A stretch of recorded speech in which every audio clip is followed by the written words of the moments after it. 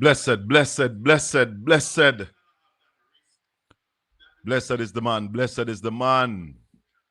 Blessed, blessed. Blessed is the man that walketh not in the counsel of the ungodly, nor standeth in the ways of sinners, nor sitteth in the seat of the scornful. But his delight is in the law of the Lord, and in his law do we meditate day and night. For we shall be like trees planted by the rivers of water, that bringeth forth our fruit in our season. Our leaves shall not wither, and whatsoever we do shall prosper. Welcome, welcome to the Colin Bell Show. Join up, link up, share up. Yes, sire. Yes, sire. Yes, my peeps. Join up, link up, share up. What a evening. Few have all done already, you know. I am surprised that the Minister of Finance has completed her presentation in the Parliament already. Shock me. Hey. Is it that the minister don't have much to say? Minister of Finance finish our presentation already. I want to call Kamina Johnson-Smith to the front of the line. You know, one of the reasons today I did not invite a guest, because I believe that Parliament would just ignite fire, you know. But obviously, something short. Kamina done. No, Kamina, I mean, Favor finish. Well, some big things happening. One of the big things that is happening in Jamaica right now is this whole issue with our Cuban doctors. And how are we going to navigate through the shortage? Because we have a serious doctor shortage in Jamaica, you know. Doctor and nurse, healthcare workers short. And we abruptly decide to send home the Cubans. So, I don't know how we're going to go through that. Don't know how we're going to go through that at all. With this shortage of doctors. How are we going to fill the slots where we are short? Short. Good evening to the listeners and viewers on Caribbean Radio. 97.9 HD4, they are with us.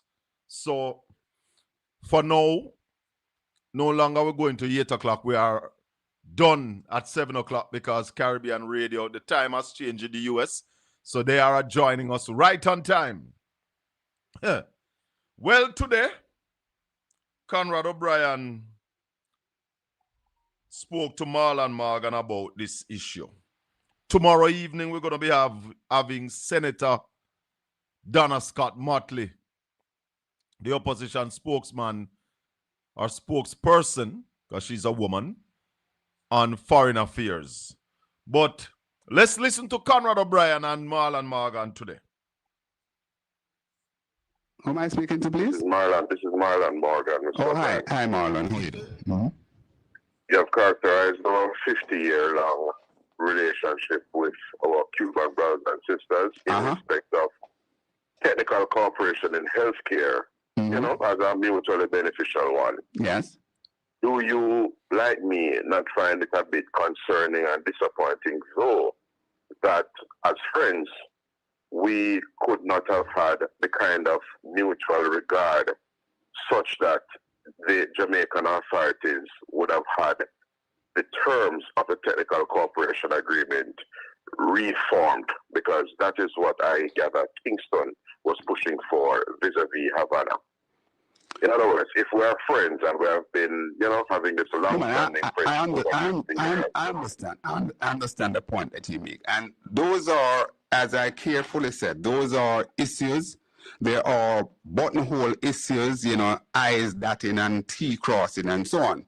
That person, we probably not in and as much as the two government, two administration would be in on. Kingston has said they didn't hear from Havana. However, well, you know, I am trying to get through to the ambassador here in Jamaica. We're trying to get that interview going because we want to have both sides of the story, so to speak. However, Marlon, that said, and I can't opine on that too much because I don't know. But one thing that I would say is that it is certainly unconscionable and unacceptable. Well, probably you remove even unconscionable, but certainly unacceptable. The fact that people who had secured an appointment maybe over a year, as I said, poor people we're talking about, maybe bigger bus fare and things like that, journeyed to the hospital yesterday, the St. Joseph Hospital. And when they reached there, they weren't able to register because nothing was happening there. Couldn't the government basically, or the Ministry of Health in particular, handle that a little bit more differently and show some care there? No, that's one of the precise points I called in to address because I've heard your characterization of the government as having kicked the people of Jamaica, meaning these people who are dependent on the Cuban eye care program, for example, to the curb. And you have described it as the government having done so, having regard to the premium placed on visas. Now, to my mind, while we have benefited from the cooperation with the Cubans, the Cuban authorities are not the be-all and end-all of eye care, and the government has pivoted to engage our partners in other parts of the world, but those technical agreements, those technical cooperation and healthcare agreements are not things that happen at the drop of a hat. And we have to appreciate, to my mind, Mr. O'Brien, that when a situation breaks down in the way the Cuban technical cooperation agreement broke down, you are going to have dislocation, and therefore it is imperative that we try and get arrangements in place with such people as the Filipinos, the Ghanaians, the Nigerians, and other areas of Southeast Asia to provide the medical, technical assistance. Good. Since it is that we need the enhanced capacity here in Jamaica. Good, Senator. And now, the rubber. As to whether it could have been done earlier, I'm not seized of those dynamics. All right, however, Senator. I know it is not something done in one fell swoop. All right, allow me to respond, Senator. So I'm saying to you now, that is even, as you speak, the rubber hits the road even harder because certainly and it begs the question now, is it pressure that the government of Jamaica came under from the United States of America to actually truncate this relationship with the Cubans in such an indecent haste? Because here it is, you've basically alluded that the relationship breakdown. No, this is not something overnight. This is 50 years of relationship through continued administration. So whatever complaint the government has now, it would have been something that they knew of long ago. So what caused this situation to this breakdown to take place at this time? Were they pushed? Excellent question. The government had been utilizing diplomatic channels. I have seen a press release from the Ministry of Foreign Affairs and Foreign Trade indicating that it brought this matter into sharp focus middle of last year, basically.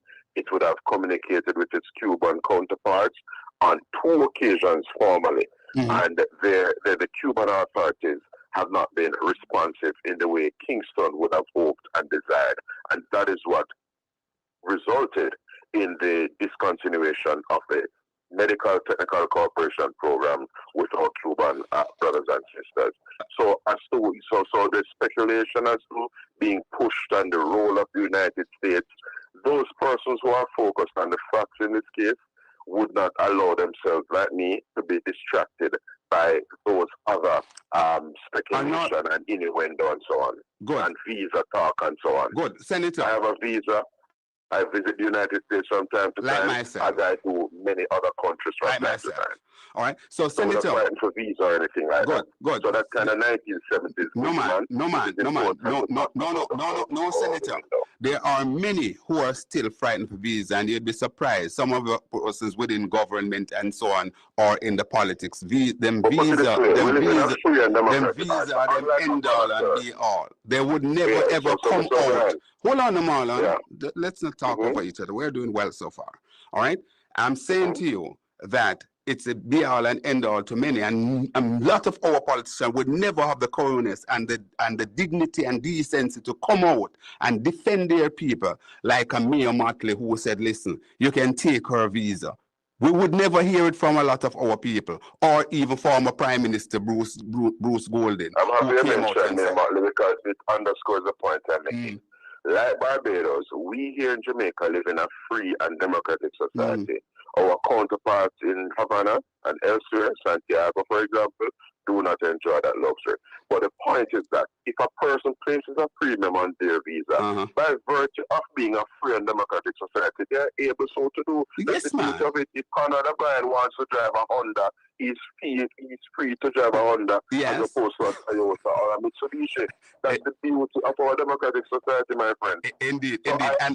However, government has to look at the key considerations before government. Have you ever heard of the decent work agenda, for example? Absolutely. And are you mindful of Jamaica's undertakings and obligations in relation to various international conventions, like the International Labour Organization and so on? Absolutely, and I question that from time to time as well, where even our contractors, our construction worker, that is being honored in the breach, where you have situation where we have people who come from outside of Jamaica engage and pay below the rate that the standard or the rate that is there from the Master Builders Association. All of those, hold on, I'll allow you. All of those situations basically take into consideration, and we're aware that Jamaica is a much more progressive place in terms of our labor law than many places across the world. We know that we have basically championed a number of these things in the 70s and so on. Our regime is progressive, and I mean both political parties had leadership that stood in the vanguard of the labor movement. Absolutely. You know, Farewell and of course the JLP. Absolutely. But I wanted to put this to you, Mr. O'Brien, without detaining much, because I know some of our other callers are seeking to chime in, right? Just to put this to you quickly. You, from several times over, you and I would be engaged in conversation on this very program around the issue of police fatal shootings, and the point is made that, listen, it is concerning, and I keep emphasizing that we can't rush to judgment. The point I'm making here is that in as much as the Jamaican state couldn't seek to address its crime problem or its murder challenges by just recklessly and arbitrarily going around the country and having the state take out young men, for example, it's the same way expediency on the part of the state, for example, the Cuban state, shouldn't be used to trump individual rights or things that are appropriate and decent. But Marlon, why you because I heard your opening yesterday, but the line you went on yesterday was that consequence on revolution as a result of the embargo and the tight strictures in Cuba. This is a solution. The whole business of commandeering the salary and the emoluments of their expats abroad who work in places like Jamaica. This is the mechanism that the Cuban authorities use to be able to keep us. But two things as I you know that there's a right two things as I leave you, Marlon, because the situation as it is, the example that you draw, that you put forward, it's amazing that we have been seeing our young men in the main being taken out under questionable circumstances, and one asks a question: is there any correlation between the agenda that the government has in terms of crime fighting and basically take out these young men? The other question, the other thing that I want to put to you now is the whole business of the fact that you mentioned there was a discussion taking place from mid-2025. Mid of last year, as right? per the press release from the Good. Minister of Foreign Affairs. Therefore, isn't that more a point where our people who use the clinics in the interlands of the country, you come from Sensible, me from Manchester, so we know it go. Also, those who would have journeyed to Kingston at St. Joseph yesterday, shouldn't there be arrangement put in place at the very minimum to even send out communique and to make some arrangement that the indignity that those persons face would not happen? I'm happy you raised that question, Mr. Brand, because you see the 50 year of association in this regard that we have had with our Cuban brothers and sisters.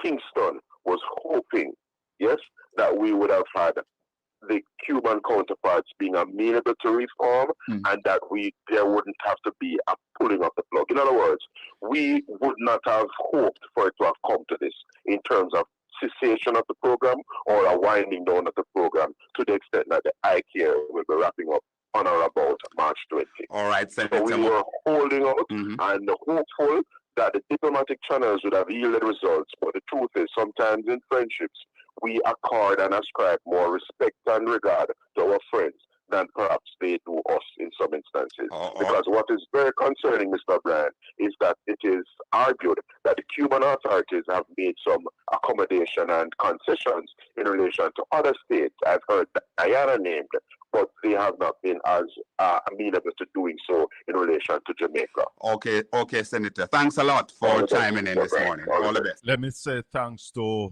my friend Conrad O'Brien and Sleek FM as we took that interview from them. Don't know what happened to Caribbean Radio. We realize that we are off, but we carry on right here on Portland Spice TV. Please share the channel for me now. Share up, everybody. Share up. Because right now, I want to settle down in this Cuban thing here. I want to settle down in it. Because I listened to Cliff Hughes talking about illegality of what is being done with the Cuban. No sound? Restart your instrument, because everybody else is hearing loud and clear.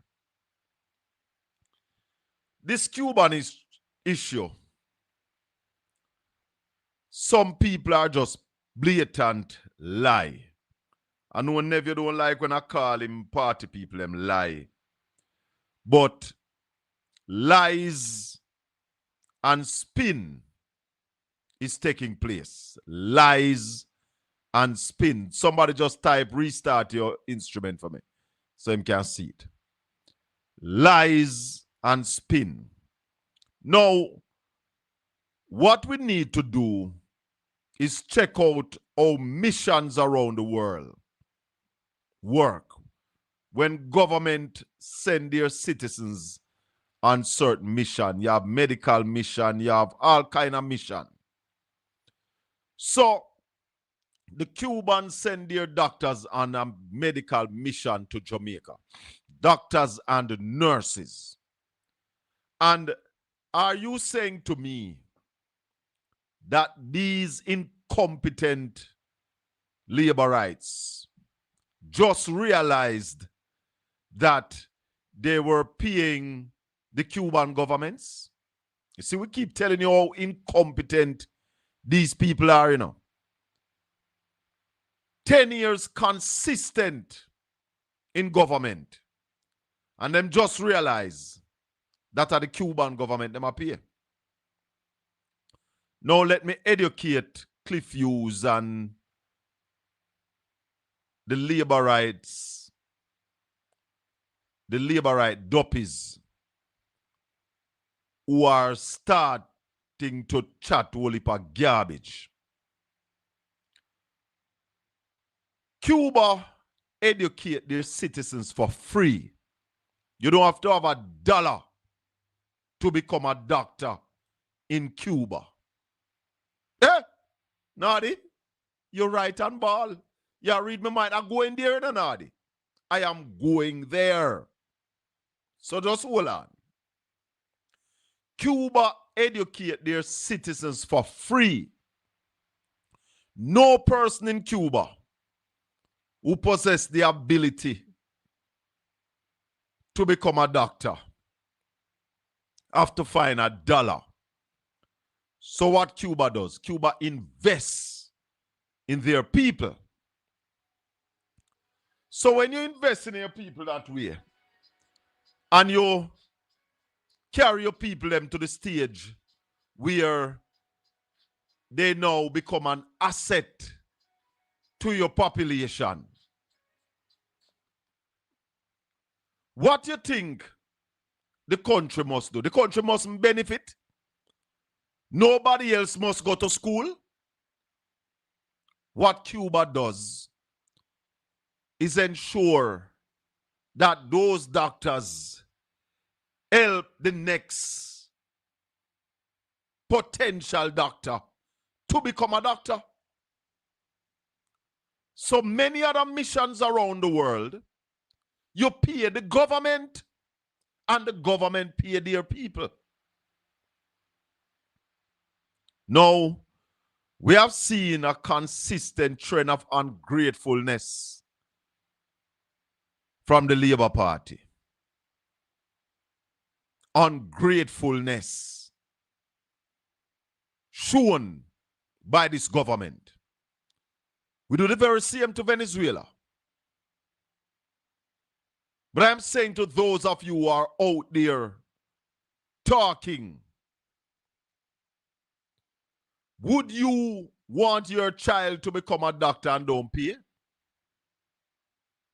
Would you want free education for your population? Would you want to see Jamaica have 100% literacy? No, there's an embargo on Cuba for maybe longer than the medical missions have been coming to Jamaica. So the Cubans have to find ways to make money for their people to survive. Or maybe you think say the embargo is justified. Maybe you all think the embargo is justified. Or maybe you all think that the Cuban people don't deserve to live. Or you all believe that because Cuba is a communist nation, they are less than us. Well, let's look at the Chinese who are building Jamaica right now. Let's look at the Chinese who are building Jamaica right now. Are we paying the Chinese directly? Well, I am calling on the government to send home the Chinese then because we're not paying them directly. We're paying check, which is a government company out of China. Do we know who have the Chinese them passport? Eh?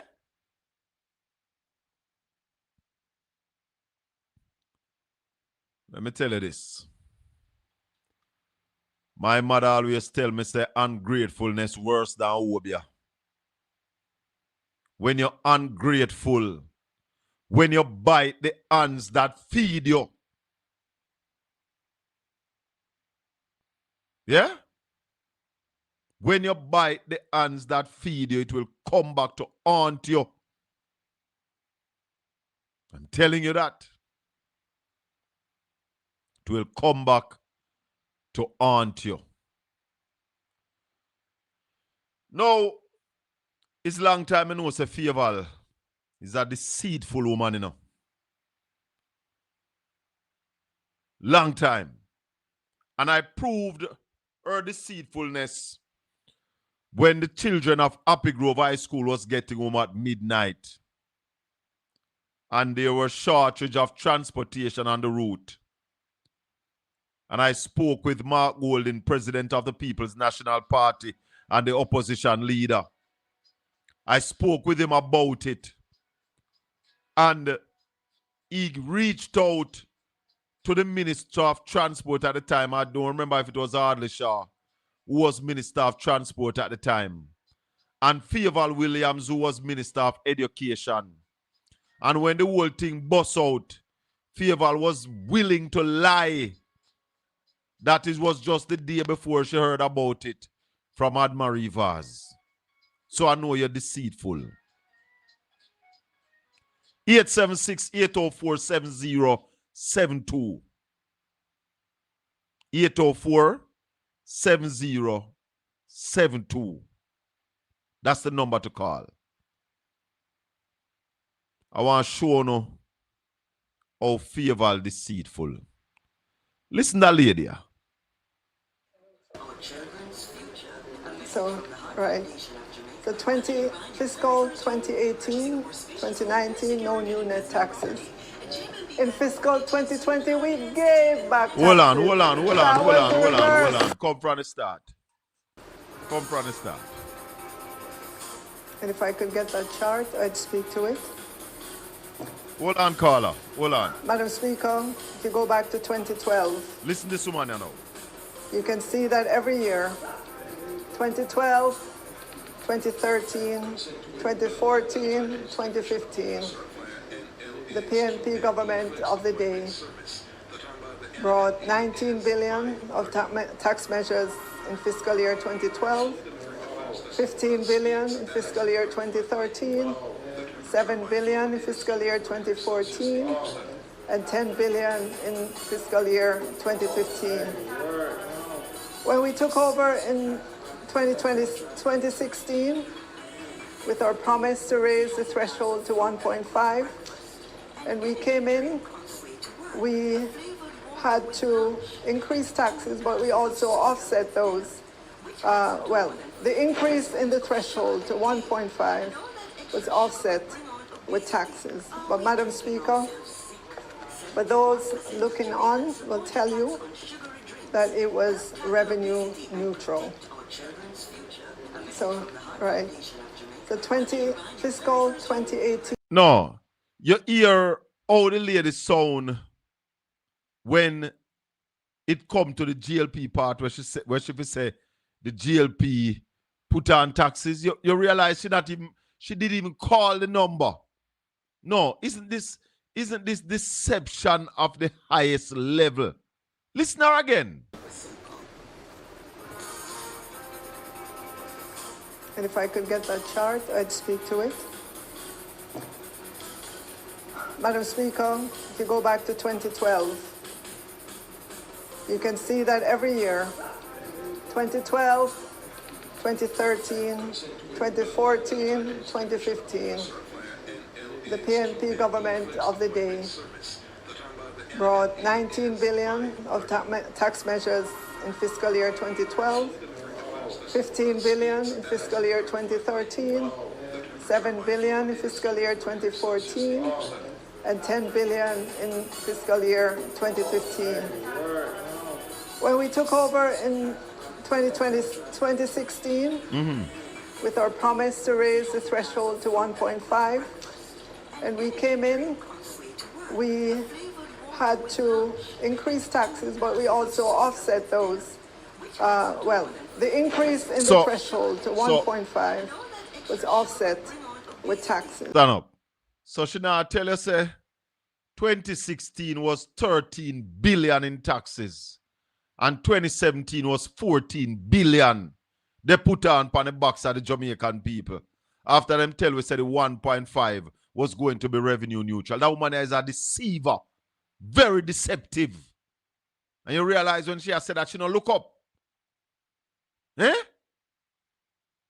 Fieval, you're dangerous. Dangerous. No, man. You must do better than that. You must do better than that, Fieval. And if I could get that chart, I'd speak to it. Madam Speaker, if you go back to 2012, you can see that every year, 2012, 2013, 2014, 2015, the PNP government of the day brought 19 billion of tax measures in fiscal year 2012, 15 billion in fiscal year 2013, 7 billion in fiscal year 2014, and 10 billion in fiscal year 2015. When we took over in 2016, with our promise to raise the threshold to 1.5, and we came in, we had to increase taxes, but we also offset those. The increase in the threshold to 1.5 was offset with taxes. But Madam Speaker, for those looking on will tell you that it was revenue neutral. What was revenue neutral? Taxes that you put on was revenue neutral? Why labor rights lie so? The figures in front of our face. The woman called 2012, 2013, 2014, 2015, 2016. No, 2015. She don't call 2016. And she don't call 2017. She only say them implement taxes. Why? Jamaican people, them really take with a fool. Them really take with a jackass.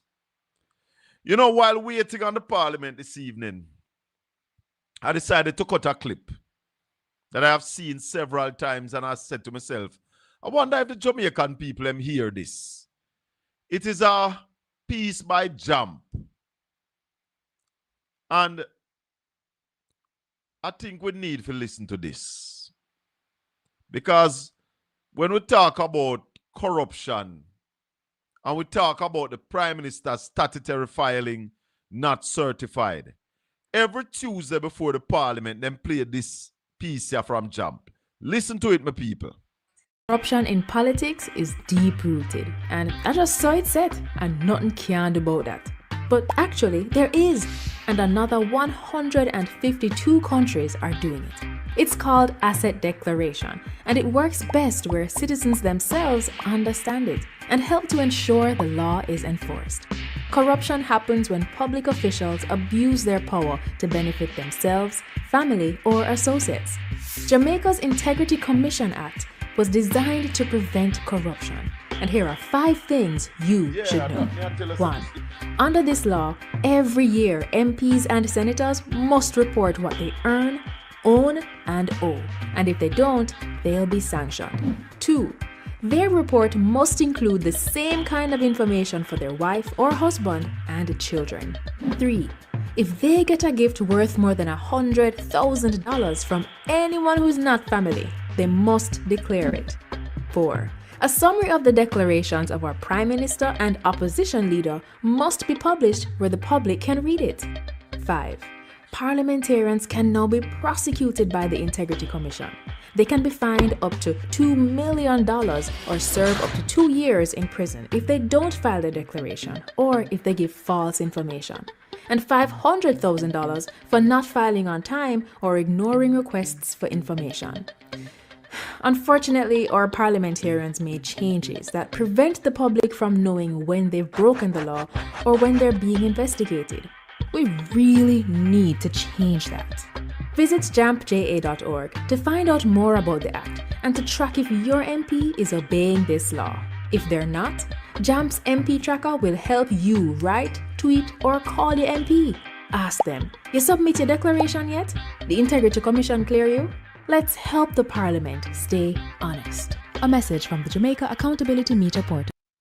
How many of you have ever heard that? How many of you have ever heard that? No, it plays every Tuesday before the Parliament start. Speaking about the Integrity Commission. Yeah? And the obligations of our parliamentarians. Welcome back to Caribbean Radio, 97.9 HD4. Babette, good evening. How are you? Brother Lee Croft, blessings. Welcome, everybody. The Colin Bell Show. Today, the budget debate started in Jamaica, Minister of Finance, Favour Williams, started the budget. Also, there's a big debate in Jamaica about Jamaica sending home the Cuban doctors. And earlier I played a piece with Conrad O'Brien and Marlon Morgan. Read the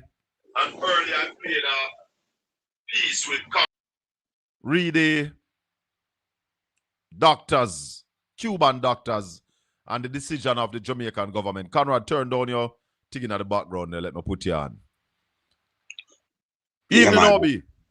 Hi, Colin. Good evening. How are you doing? I am good, thank God, man. Blessings, my brother. I heard you with Marlon Morgan this evening. But there's just one thing I sorry you never spoke to him about. How missions are run around the world. Because the understanding we are getting is that the government is saying that they are paying the government of Cuba, and the government of Cuba is not paying the doctors enough. Is that what you're getting?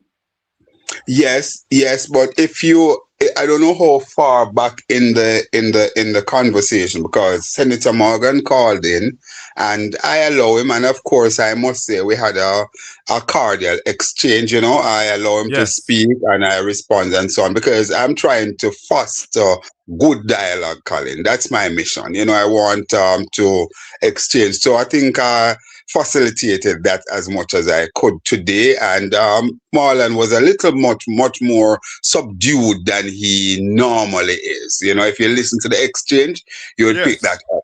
Yes. Indeed. So I actually did not put it in the way you have, Colin. I probably use different words. So I talk about the fact that the embargo has been on the Cuban for such a long time and so on. So the Cubans, they had to pivot and find ways as to how they leverage. Absolutely, how they leverage what they have. And what Cuba has certainly is a cadre of world-class doctors and other professionals.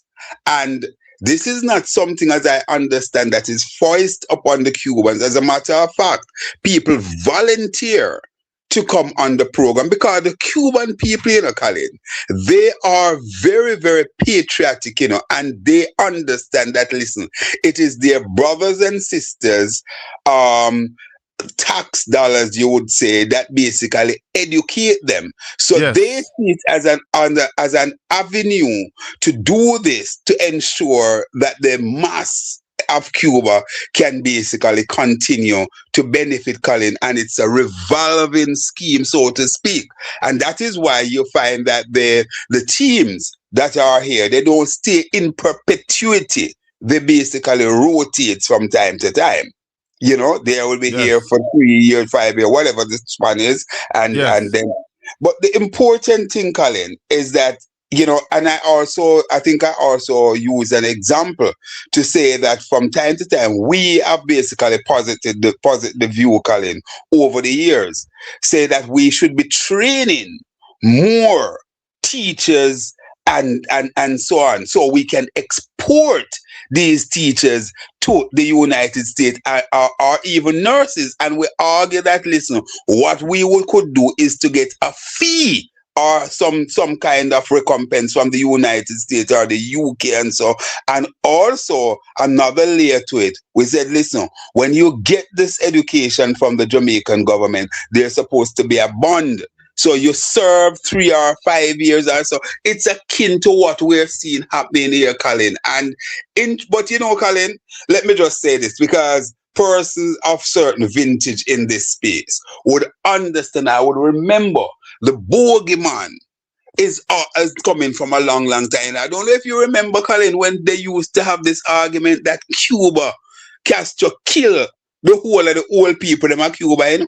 There was that argument right here in Jamaica, you know. There was some crazy argument, and that Jamaica would become a communist nation because Mandela followed Castro all them kind of garbage. All those things, but you see, Colin. But here is it. I send you something, and I want you to share it with your listeners. I send you something there. Just look at what the Cuba boasts in terms of life expectancy, child mortality, and all those things way above the United States, a country that is under embargo for 60 plus years, Colin. Yes, and they have been living. Could Jamaica live through that for so long? Well, certainly, Colin. We don't have. We are first thing to begin with. We can't even deal with our own medical issue and so on. So that's for one. We couldn't basically deal with that. Cuba don't have any homeless people, Colin. Yeah, I was looking at it a while ago. It says here, life expectancy in Cuba is 76.33. In the US is 73. Unemployment, US 3.60, Cuba 1.39. Homelessness now in the US, there is 650,000 homeless people, and in Cuba, 0. Listen to me now, man. Listen to me. The United States must be ashamed. They must be ashamed of themselves. And literacy. It is saying literacy in the US is 88%. In Cuba is 99%. Literacy. All right, sir. Go ahead. And child mortality rate per 1,000. In the US it's 6.3. In Cuba is 5.1. Doctors per 10,000. So to every 10,000 people, the United States have 26.2 doctors. Canada have 84.1. Cuba have 84.1 doctors to every 10,000 people. United States have 26.2. What is Jamaica's rate, Obi? I don't have that, but I think maybe 0. No, it can't be 0. I'm joking. But that would be critical to find out. We can find it. We can find it easily. We can find it easily. You know, but boy, Colin, let me tell you something. Dr. Fidel Castro, Commandante Fidel Castro. Boy, let me tell you something. You know, Colin. But I must tell the people this one. In terms of billionaires, United States have 756 billionaires. Cuba have 0. All right.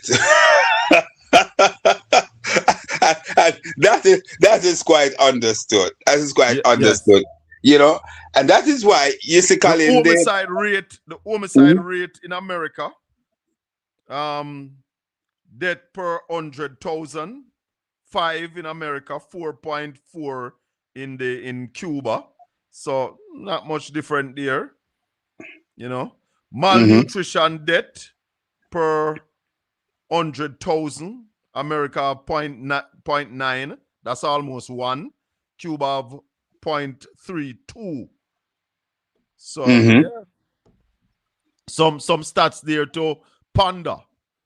Absolutely, very, very interesting stats, Colin, that people should really digest, and maybe we should ask the government of Jamaica to give us this with the Jamaica Labour Party and holders at the helm for the last 10 years, because we have basically regressed in a lot of those datas, you know, Colin, where we were doing much better 10 years ago than we're doing now in a lot of those areas, you know.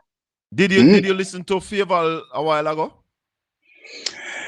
No, I must say I didn't listen to her, but I hear little drops and dribs in passing. What I can say is that certainly, Colin, it was an extremely lackluster presentation. I'll give her 0 for energy. in the I presentation. I was waiting for the presentation to start when I heard she said, and finally, Yes, as I yes, wrap up, I was like, what? yes. And I don't hear, as I said, I will be Auntie out. Ilian, good evening. Good evening, Auntie Ilian. Continue, Obi.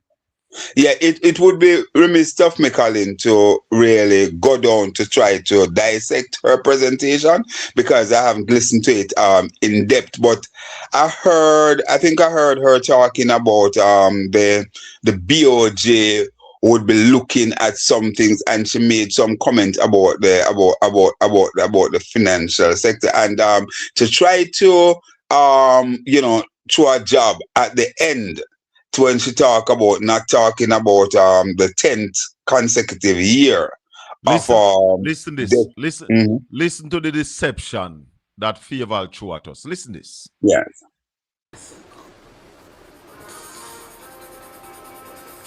And if I could get that chart, I'd speak to it.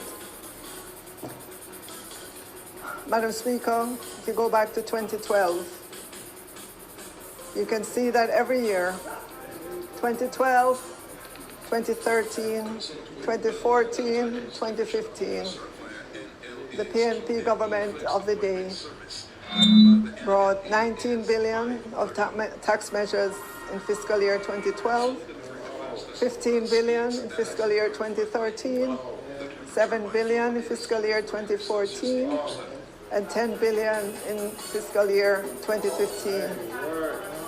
When we took over in 2016, with our promise to raise the threshold to 1.5, and we came in, we had to increase taxes, but we also offset those.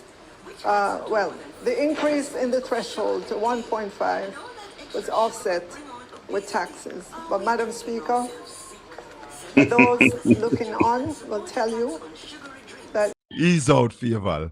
You see what happened, Colin? Even herself, she even recognized that she was going down the wrong path. So she actually tried to correct herself there. What she wanted to do is to pass off the blame to the PNP, but she just couldn't do it. So she have to accept that. But you realize that she didn't call the numbers that they implemented. The 34 billion. So in 2016, they implemented on her chart $13 billion. And 2017 was 14 billion. She never called those numbers. She didn't call those numbers, Colin. And one of the thing that she didn't do as well is she trot out the figures under the PNP, but she didn't actually say to Jamaica that, listen, that is what caused us to be in our position. When they came to power for a number of years, they could brag and boast to say no new taxes. But Obi, yes. She left out 27 to 2012. She not go there, so. Because that period was the period that caused the PNP had to implement those levels of taxes. Absolutely. Because that was right after they crashed the economy. Absolutely. When poor Sister P, the most honorable Portia Simsimila, had to leave her Christmas dinner. And you know, I saw my darling Maxine Walters recently at Jessie's funeral. What a glorious and a gorgeous woman she is, Colin. You know what I mean? When you look at those women and just hear them, Maxine Walters and Yvette Clark. You know, you're just enveloped with goosebumps all over your body, Colin, because of the dynamic person they are and the kind of contribution that these women made to humanity, you know, and certainly made to our homeland, Jamaica, Colin, by way of their participation. But all in all, Colin, this thing here, as I pointed out, you know, it's embarrassing.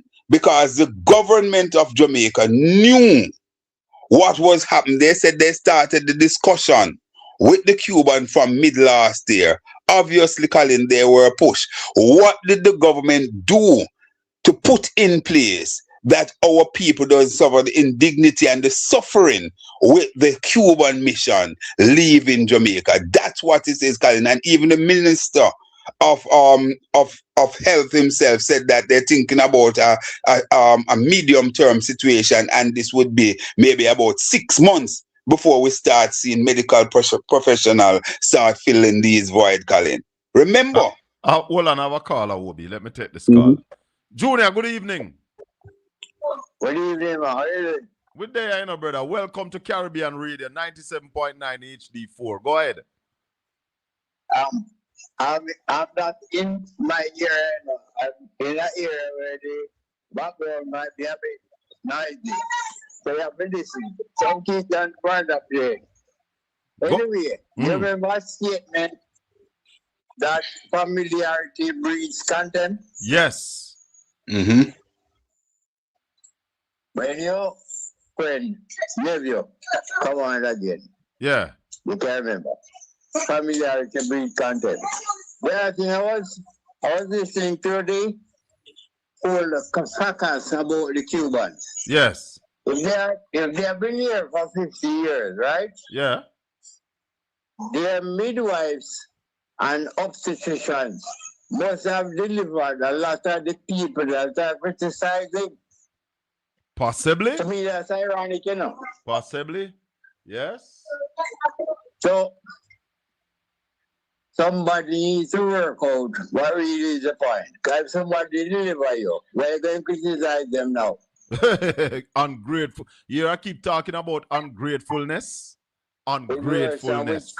Yes. How does your mother say? Ungratefulness is worse than my mother used. I hope my mother used to say. Yeah. Right. The other thing we need to remember. Yes. Right? We realize the price of oil is running away now. Running away. Yes. And we Donald Trump said it's a blip. Everything we get GPS online again. Yes. We spoke about the sunlight to give us some energy. I didn't hear that, Junior. The sunlight energy. Oh, yes. You realize the importance now? Oh, and that's where Cuba is turning to now, you know. More solar energy. Right, the Middle East is in the crisis that they are in now. It don't make sense to concentrate and try getting Portland from that area. True. No make no sense, brother. Well, Junior, we talk again here. Yeah, man. All right, brother. Respect. All right. Yeah, man. Raleigh, good evening. Yeah, man. Blessings. Well, go on. We have Conrad O'Brien on the line as well. Yeah, man. Yeah. Give us a summary. Hear the man. Give us a summary of the budget presentation, Raleigh. Well, it just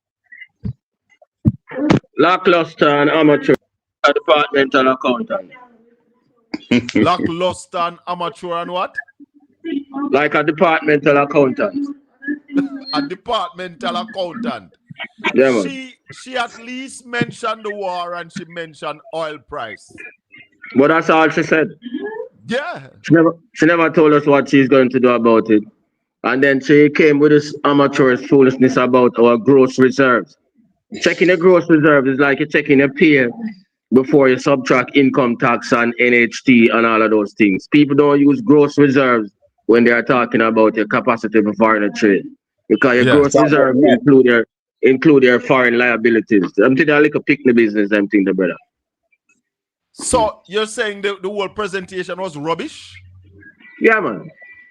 But Raleigh, sorry, Colin. But Raleigh, wouldn't she be guided by the erudite Dr. King? Yeah, well, yeah, man. Him are the man who designed the tax package. Oh. Him design it? No, right, Dr. King. Dr. King never get nothing right there. Oh my God. My God. Yeah, man. Never get anything right, Raleigh? No, no. Me know them man there a long time. Me not like some of the people who just know them. Me know them man there a long time. Never get nothing right. Perkins used to tell him say him rational till him irrational. Tell her! Yes. Remember say how far we are coming in 48. This is my 48 budget. So me know them man there a long time. They don't just like the youth them who come now who don't know about them. Yep. Never get Him nothing right. rational till him irrational. Yep, Perkins used to tell him that. You know, Raleigh, today, I had a discussion with some folks, and I'm going to speak. Kind of so if one can read between the lines.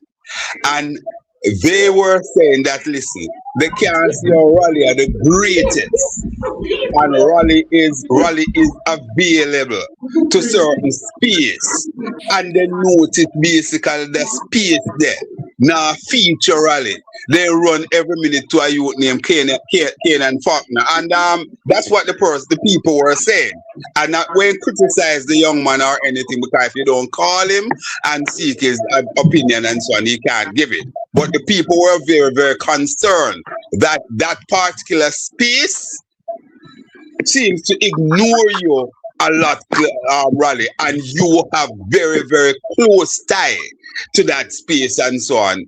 You know, that's what out there, and not when any further. People can anyway, I could leave that alone. Them say me have, hold on. Them say me have my program for 2 hours every day, 5 hours, 5 days a week. So yeah, them fully know my opinion and me have enough place to express my thing. But we understand what you say.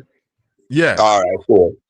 Now, Raleigh, after this presentation today, what are your hopes for the future of Jamaica? Very little, because she never said anything that is going to move the needle. I know we don't hear a growth strategy.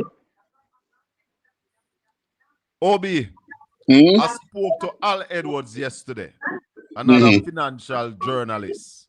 And Al said to me that him not see no future for the young people.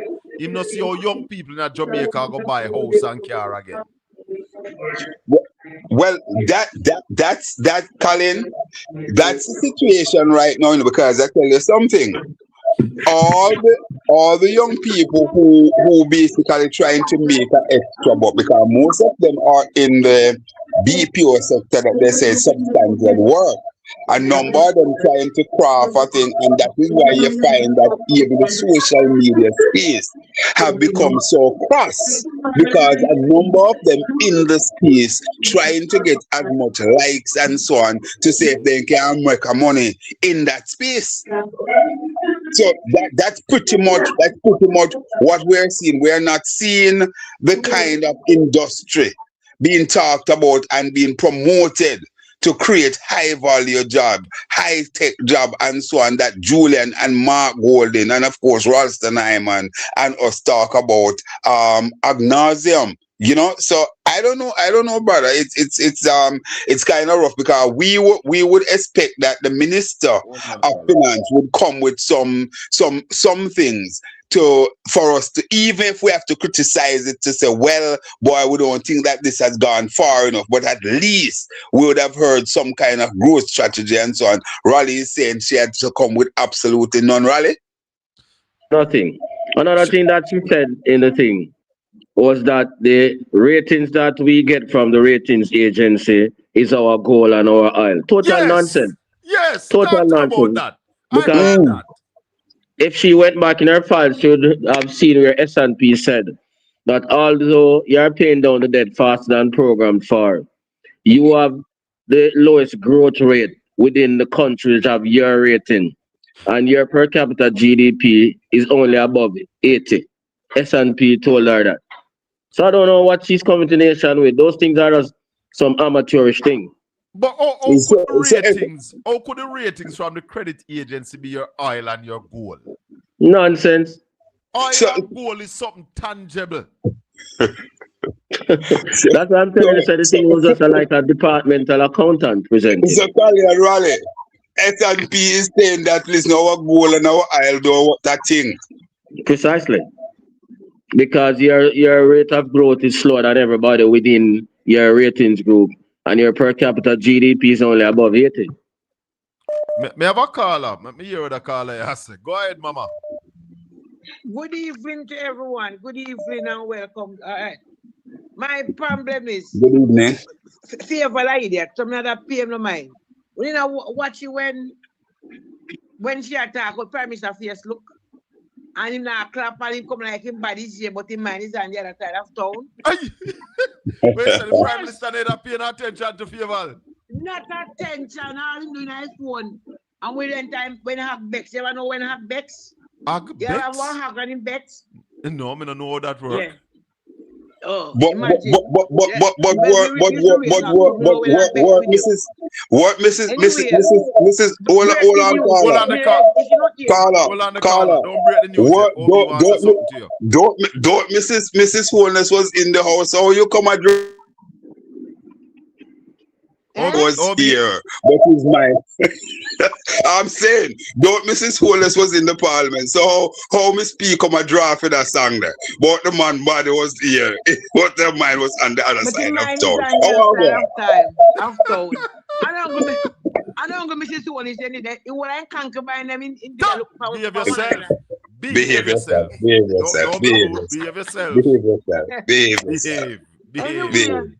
Break the news anyway, yeah. This serious. Me I get up from slow flow. Look why serious business. US strike June 80, killed 17 kids, 60 civilians. Hold on. Hold on.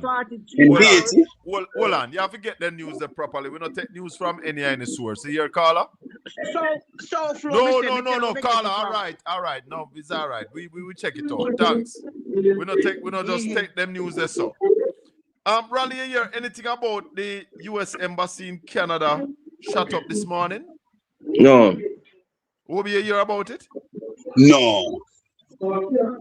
What I hear, Colin? Colin, coming out of CNN and other credible source is that the 182 girls that were killed. That basically is the United States missile killed them. So they were actually murdered by the United States, even though President Trump tried to distance himself from it. Trump said Tomahawk missile are generic and Iran have to. Only two countries in the world have Tomahawk missiles apart from the US, and it's Australia and the UK. Absolutely. And none of them are involved in the thing. No. So it is the consensus is that a US error. Yeah, man. Oh, yeah, man. And Trump now admit it. No, but you don't know him never admit nothing yet, man. We have a caller. Caller, go ahead. Good evening. Good night to all on the chat. Yes. It's a very interesting night, because this is what is consequential as per Faval Williams. What is consequential about this budget? Really? Nothing. It's just some numbers written down on a piece of paper. No, the performance. No, but she was on a campaign, or she's campaigning. Raleigh. She spoke a lot about the financial sector. Yes. Will the financial sector be able to grow this economy? But she never bring down the asset tax so that the man them could have cut the interest rates. Did she mention that? Did that word come out her mouth? No.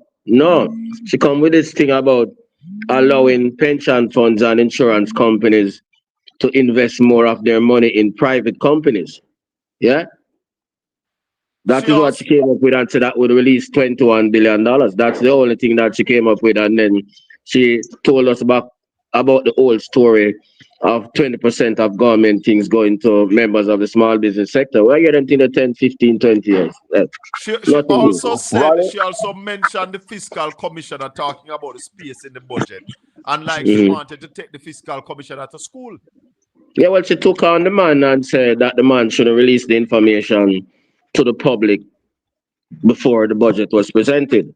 Now, just by way of history, I want the people to understand that the Fiscal Commission is a statutory body that replaces the Economic Program Oversight Committee which was established by Dr. Peter Phillips in May of 2013.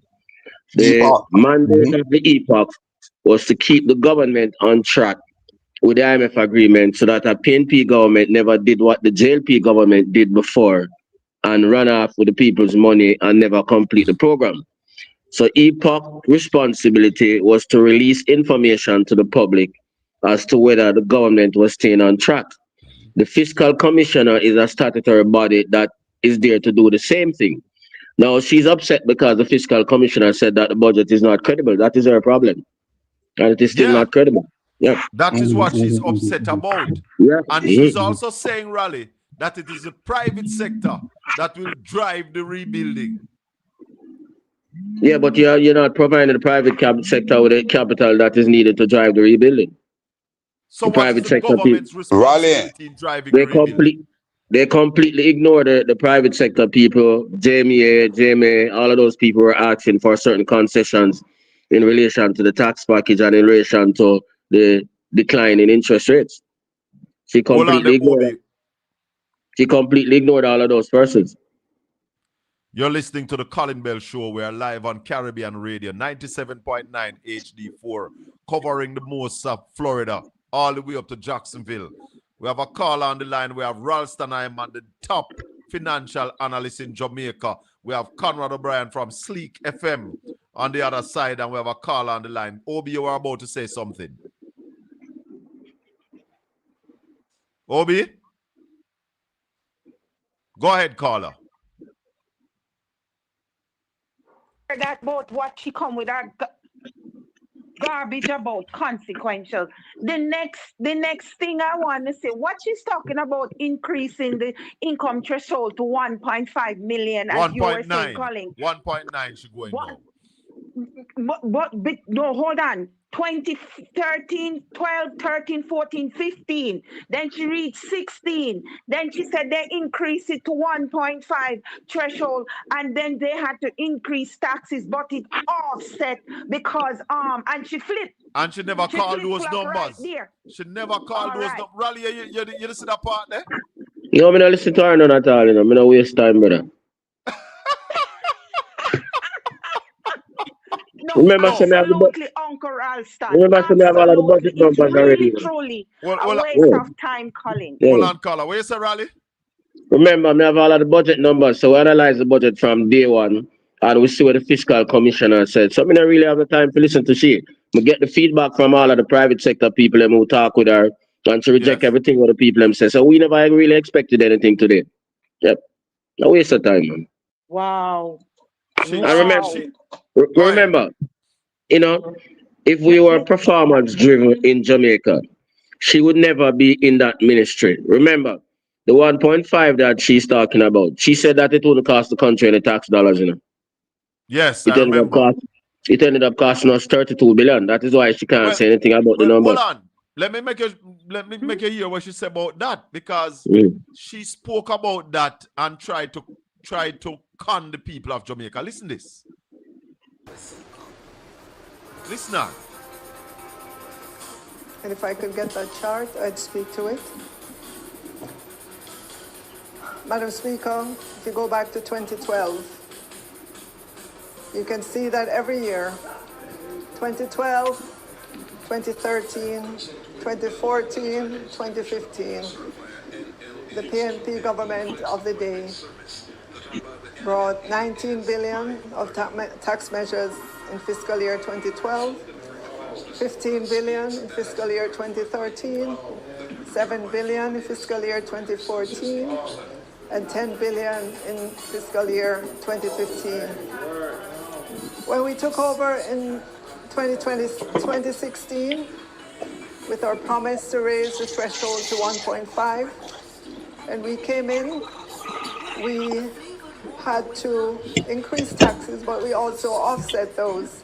The increase in the threshold to 1.5 was offset with taxes. But Madam Speaker, for those looking on will tell you that it was revenue neutral. So, right. So fiscal. You hear a Raleigh? Yeah, revenue neutral means that you collect back the taxes. At first, you said it wouldn't be revenue neutral. It would cost us nothing. Yeah. So for the people of Jamaica, revenue neutral means that you collect back the money where you give it. Absolutely. That it simply means. And at first, you say it wouldn't cost you nothing. And again, Tell them, Uncle Ralston. yeah, Tell by them. way of history, in 2012, all those tax packages that we had between 2013 and 2016 was due to the JLP government's mismanagement of the economy, running up the debt to GDP ratio to 150%, causing us to be locked out of the international capital markets. And as a result of that, the government had to impose those taxes in order to bring the debt to GDP ratio down and to get us reinstated in the international capital markets. So those things were necessary because of their mismanagement. Between 2007 and 2012. 2012, yeah. Absolute teacher. And that, Yeah. Colin, may I come in? Hold on the rally. Hold on the Obi. Carla? Yes, no, good, because this is what I'm gonna hit. What am I crow about now? What am I crow about now? After that, the foundation where they mash up and we fix and put it back on course. Now them a crow like some rooster about credit rating that they got a month ago. February 5th was the last. No, we had the 11th or the 10th of March. What has changed since we have a war started? She come in with this credit rating BB minus stable and all that. Listen, Colin, Uncle Ralston, cry bash that one day too, because they have no leg to stand on. They should not be taking credit for nothing. No wonder one is named a crow and floppy wing. That I can say right now. All right, Carla. Next thing, Colin. Hold on just a minute, Colin. I want to touch on this. Yeah. The remittance that we in the diaspora send to Jamaica. The governments that we're into these countries that does mandate or tell us how much we can send. I think now they're starting to tell we can send $1,000 at a time or stuff like that. But all those monies that we come up here, work hard and remit to Jamaica, is it human trafficking? The other part about it, isn't the government of Jamaica benefiting from these remittance that we send? How is it different from the Cuban doctors under contract with their government? Is it different from the farm working program where under contract where these farm workers come to these countries and work and the government get some of that money? Because in any agency where you put people to work, like a staffing agency, they get a percentage of any money the person they staff into your corporation or company to work. They get a percentage. What's the difference? Is that human trafficking? Colin, you know what? We need to school these people that is in this government down in Jamaica, because really of a fact, they are null and void. They don't have no sense. All right, Carla, thank evening. you. Raleigh, you want to respond to that, then OB come in? Yeah, well, as she said, I mean, the whole thing is just bad boy politics. It has nothing to deal with anything. There's no logic to it. That's bad man politics. So, me a bad man owner, so I'm telling you, enough to deal with them on this. So, you can't deal with them. It's just as simple as that. That is how the world is being run right now. Go ahead, Obi. Absolutely correct, Raleigh. It's just that what happened, there's a level of disingenuity taking place because the government of Jamaica not coming clean with the people, not coming clean with us to let we know that, listen, basically, this is something that forced upon us. We have been looking at this over the years and we saw and nothing was wrong with it, but all of a sudden something come. But you mentioned something earlier, Raleigh, in your deliberation, and you went to history. And I want to basically add to the history class, Raleigh and Colin, to say that the 34 or 32 billion dollars that Fable talk about, that is revenue neutral. Remember, Raleigh, we had this discussion. Her figures that she put out today saying it's 27 billion. No, it was 32. It's not even on So top of the figure. 32 yeah, billion. it's not on top of the figures, guys. It was 32, right? And so Ronnie, remember that I had you on, and back then you were all over the place and so on, and we were talking about, listen, you are the only person who get it right from day one. People who Yeah, are now man. minister of government saying that it would cost nothing. People like Callister, people like Yeah, man. John Jackson, Damien Dean King. and King themselves, all of them were Yeah, man. out there Yeah, in the man. penny section cheering Yeah, and say man. it would cost nothing. Yeah, man. So just want to bring the history class fully Yeah. up to date. Nationwide. Nationwide. Kalila Reynolds, Emily Crooks, all of those. All of them. All of Yeah. them. All of them. All of them. And that's So- why Raleigh, credibility matters, and Yeah, your man. credibility is intact at all time. And at that time, to them, said them must come off for the epoch. Yeah? And it is the IMF people that must say, no, I joke this in the depot. They wanted you to come off of the epoch. Yeah, Raleigh, because I tell the people them that. can you explain how missions are run? Because the Cuban medical mission that comes to Jamaica, some people are saying that what is happening is illegal, that the Cuban government is collecting the money and then paying the doctors. Is that illegal? No, and remember, there's a cost to train the people, And when them in Cuba train, them not paying the money and them get a stipend. So how the Cuban government will fund the program if them not get the money? Additionally, Jamaican people gotta go train to at concessional rates. Yeah, so how you fund the program if the government not get the money? Don't follow the whole rubbish. The whole thing is that Donald Trump say more cripple Cuba, and him call all of them little youth here. Because them have what them call a summit on Saturday, which is more a submit rather than summit. So if you notice, Ghana take the same stance, because when we're looking at the meeting, the Ghanaian leader was grinning, and the reporter said, yo, none of them when I get to make no presentation. Ruby and Trump just start down to them like little boys and say, yo, no need to do this, do that. Yeah. Similar to what happened at Mar-a-Lago when they were placed in the kitchen. But Raleigh, honestly, could they have done anything else? They don't have to listen.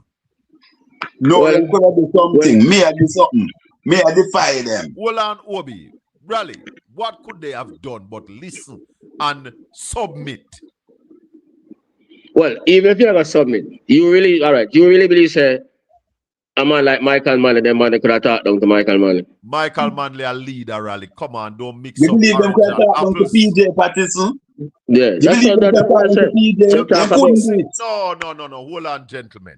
You are all mixing up oranges and apples. They are leaders, and there are some people who You think them going to talk down to Dr. You think them going to talk down to Dr. Ralph Guns also? Yeah, man. So I'm not telling you. But what happened to Jamaica in the 70s? Isn't that something that Andrew Willis have to look at and walk the chalk line? You think them going to talk down to Sister P, so? No. But Obi, look what happened to Michael Manley in the 70s. All right. So watch it. One of the things that difference in the 70s with Mike and them Monday. So them Monday are leaders that have credibility, international credibility. So what they did, even the JLP people, you will also share on all them Monday. Them Monday supported the international rules-based system, because small countries don't have a nuclear weapon and not a big army. You have to support the international rules-based system that was established in 1945. If you go off and count out to the man them who have the biggest gun, you don't know when it's your time. Exactly. Yeah? Yep. So that is what is happening. Yeah. Absolutely. Yep. But let's go back to Raleigh and explain because it's not just the Cuban that send missions to Jamaica. Other countries send different missions to Jamaica. Yeah, and man. What I was looking at today when I was doing my research is that there are different ways you pay people. Sometimes our government pay their government. The government pay them as they would get paid in their country. Then take care of them living expense and maybe give them another little stipend. So what is wrong with Jamaica government paying the Cuban government and the Cuban government paying their doctors? Well, I'm telling you And I'm telling you what is wrong. It's bad boy politics, and the Donald said them want to starve Cuba, and them want all of the man them run us off to stop deal with Cuba because Cuba don't have the same system that them have, and them want back Cuba. And Marco Rubio is going to be the president of Cuba. What? What? Yeah. Tell him. Yeah. Where's the rally? What I mean, sir? Donald says, sir? That's what Donald Trump said. But no, Yeah, but Donald say him no want to make it too nice that them go over there go stay because we need you here. We need you back. Yep. Yep. So that, I mean, that is what is happening.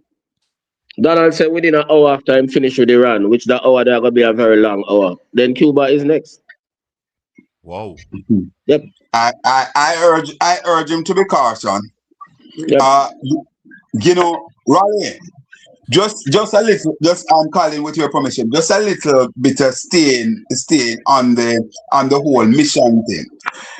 I know it's sort of not the same, Raleigh, but what we have been positing over the years to say that, listen, England and America and elsewhere need our teachers and need our nurses and so on. And we have been advocating that we can train more and let those countries pay us when they take us. Isn't that something akin to what is happening with the Cuban mission? Yeah, man, and that's why I said nobody waste no time with it because Obama never have no problem with it. Biden never have no problem with it. So we all know what is the problem now. We all know. The man hide it. The man hide it. Him talk to plain. Yep, so How, I mean, how can Jamaica maneuver do a rally without these Cuban doctors and nurses that work we in can't critical maneuver. areas? They are specialist nurses and doctors that we don't have enough We can't maneuver. They'll send to come on and more pressure and more poor people are going dead and lose them sight. Let's just get straight to the point. We can't maneuver. If we could maneuver, we wouldn't need them. in the first place. In the first place, simple. We don't want to make them things complicated and make it look like say they must say something. You know, we know exactly what's gonna happen. Yeah, we see it start happening already. And even when they're saying that they're recruiting this and that, Colin and Raleigh, the Cubans come with a special skill set, a level of mastery on this and so on, and also that touch that they present in terms of their level of care. When you hear the persons who benefit from the treatment, and they said, listen, you know, they would do anything to ensure that is a Cuban they have looking after that, because apart from their medical skill, there's just something else that they bring to the table. It's a damn shame and a disgrace, a very, very dark day in the history of Jamaica.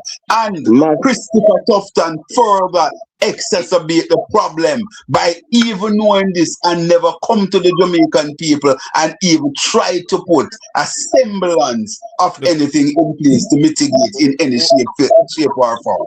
Hold on, Carla. The question is now, though, what is going to happen to our students that we send to Jamaica? To Cuba. Sorry, that we sent to Cuba. Them have to come back to study. Them have to come back and maybe them have to drop out of them courses if them can't find the money in Jamaica. Because the cost of training them in Jamaica is higher than the cost of training them in Cuba. That's just the reality. And Raleigh, this mission with the Cuban that basically the Jamaican government would pay to them, that goes used as a part of the cost to offset what they benefit by way of the scholarship in Cuba. That is it. Yeah, man. Let's take a call.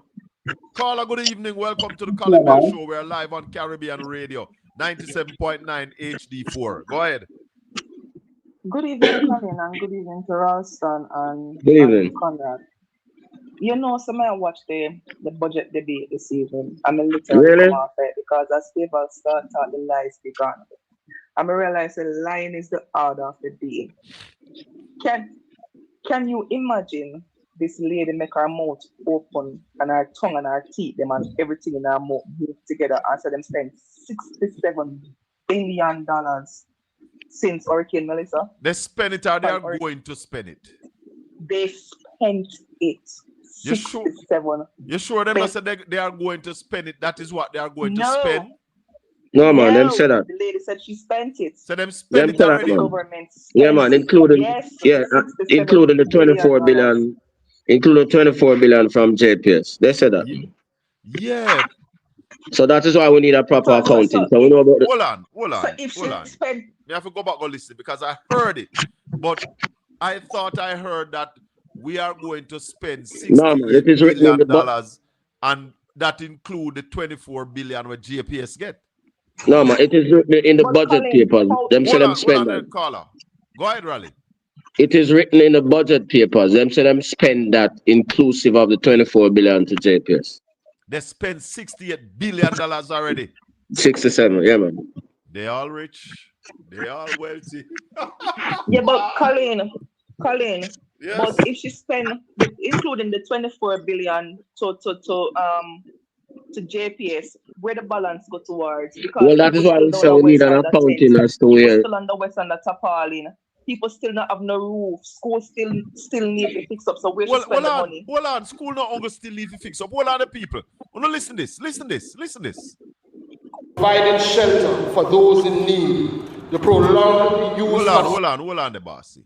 While we recognize the humanitarian necessity of providing shelter for those in need, the prolonged use of schools as shelters have now become a matter of grave concern. Schools are not designed to function as long-term shelter facilities. They are spaces dedicated to the safety, development, and protection of children. This concern is particularly acute in our primary schools, where our youngest and most vulnerable students must be guaranteed secure, orderly, and nurturing learning environments. Teachers cannot reasonably be expected to guarantee the safety of children in environments where school operations are forced to coexist indefinitely with emergency shelter operations. For this reason, tomorrow the JTA will be dispatching a letter to the Ministry of Local Government and Community Development, and we'll copy that letter to ADPEN and the Ministry of Education. In that correspondence, the association will formally give the Ministry of Local Government 3 weeks to relocate the shelterees from school compounds. Mr. Malava also warned that if the situation is not urgently addressed within that time frame, the association will be forced to take further action to protect the education system. The JTA is prepared to escalate its advocacy in defense of the safety of students and teachers across this nation, because safety of Jamaica's children is not negotiable. That is the president of the Jamaica Teachers Association, Mark Malava, at a church service just Sunday gone, saying that the government must take the people out of the school who still have in a school as shelter 5 months after the hurricane. So where did the balance of the money go? Is it that there's That's why I had to nobody pay that. calling? At this point, you see, it's at this point in time, it has to come to a point where people decide that, hey, no more. You're telling me that there's nobody in the Jamaica Labour Party with credibility? Hold no on, matter Nicola. how early or late to come in, not even the new MPs? Hold on, Nicola. Raleigh. So they are saying that they spent $43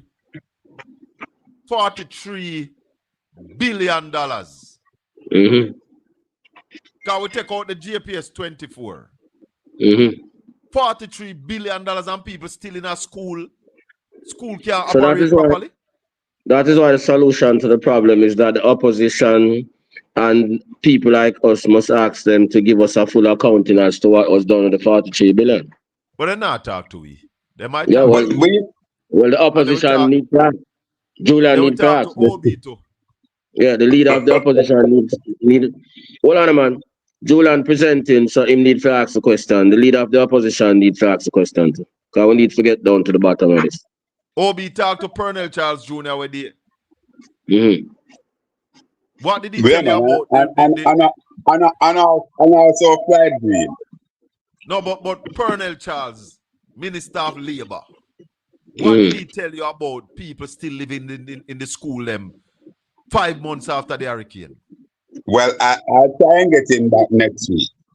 Why the government not build temporary shelter or build structure for these people and take them out of the school? Calling the man not interested in doing that from day one.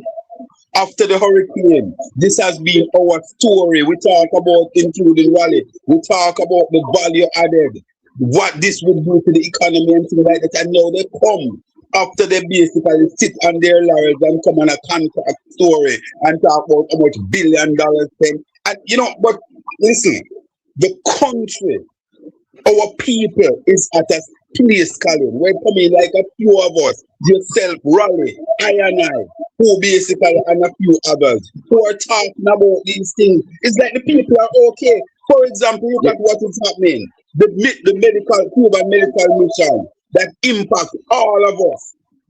Right? And you see nobody out there. Say, boy, them are going to take the street and put some pressure on the government.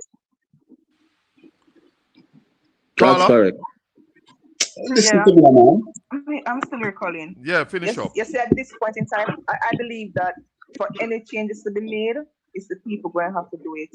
Yeah, because the PNP are asking questions, but one thing I want Julian and Mark Golden to come in the parliament and do when it's their turn for the contribution to the budget is to come with the receipts.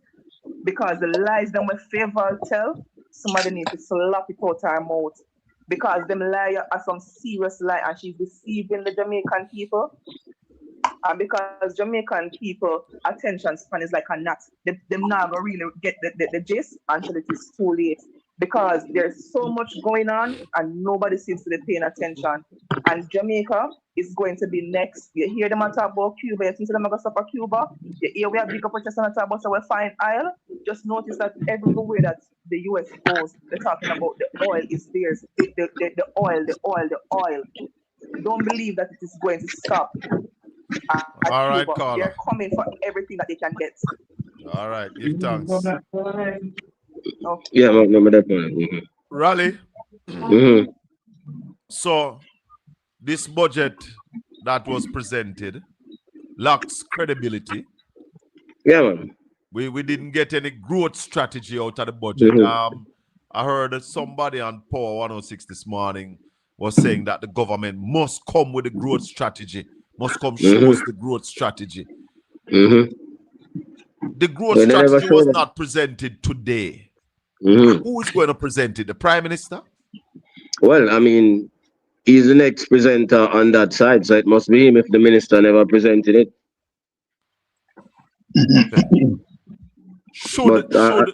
Go ahead, Raleigh. I don't see any change coming because he is in full agreement with what she presented. She couldn't present that without his full agreement. Is his budget? Yeah, man. Raleigh. What did the minister say as it relates to the BOJ? Could you bring us up to speed on that? Well, I never heard she said anything about BOJ. What did she say about BOJ, Colin? No, she mentioned she said something about BOJ. What the BOJ will be doing and they will be going to BOJ. I didn't listen. She was talking about like the Twin Peaks regulatory model, where the BOJ will be responsible for the prudential requirements of the banking sector and the FSC will be responsible for public conduct. Okay. That's what Twin Peaks. Yeah, man. So there's nothing in it. There's nothing in it that will grow the economy. No, man, that's something we know about for a long time, man. There's nothing new. She never come with anything new apart from the insurance company thing. There, nothing new. And that will spur growth? No, sir. $21 billion, a joke business, sir. Raleigh. Over the years, the JP cursed the PNP and said, listen, the PNP has done nothing. But every single budget that the Prime Minister preside over, he goes to the legacy of the People's National Party, which is the National Housing Trust. How do you believe he will use the NHT this time around? What should we expect coming out of the mouth of the Prime Minister as it relates to the NHT? Well, they have already told you that they'll be taking the 11.45 billion until 2031. So maybe he'll come down and say, boy, it might be upping the amount of money that people can borrow and lowering the interest rates. That's all you're going to hear. There's nothing more to be done. Caller, good evening. Welcome to the Colin Bell Show. We're live on Caribbean Radio, 97.9 HD4. Go ahead. Yes, sir. Good evening. I did just call in you to let you know that the shooting happened over here in Canada, but they don't catch no one and no one get hurt. Yeah, man.